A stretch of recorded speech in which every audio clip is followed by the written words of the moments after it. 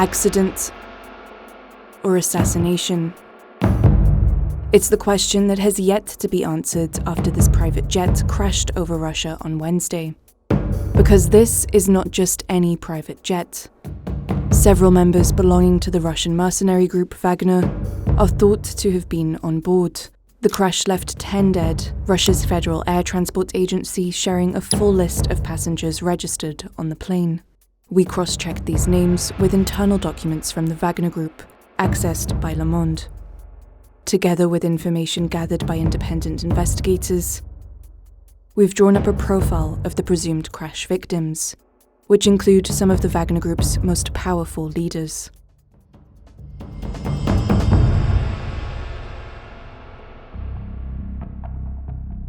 At 6:20 p.m. Moscow time, an Embraer private jet crashed near the village of Kuzhenkino, 300 kilometers from Moscow. On board were 3 crew members and 7 passengers. Their names were quickly released by authorities.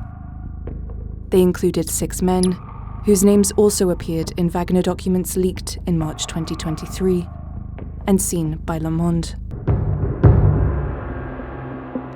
First name, Alexander Totman. Little information is available about this man, but we have traced him in some documents. Totman's nom de guerre is Tot, and he's registered by Wagner under the personnel number M5534. The website Meritorets claims he served in Sudan, where the group has been mining gold since 2017. He recently became Prigozhin's bodyguard. He often posted photos of himself on Instagram, appearing to be in Russia, particularly St. Petersburg.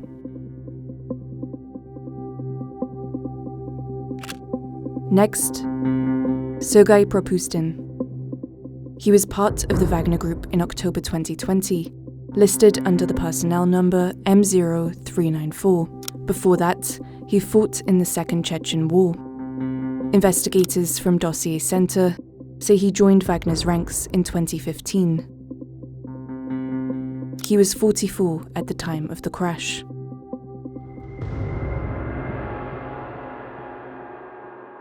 Evgeny Magurian. Born in 1985, Evgeny Magurian joined Wagner in 2016. Among his military feats, the war in Syria. He was part of the mercenary group bombed by the US Army in Kashem in February 2018. Valery Chukalov, one of the big names in the Wagner Group.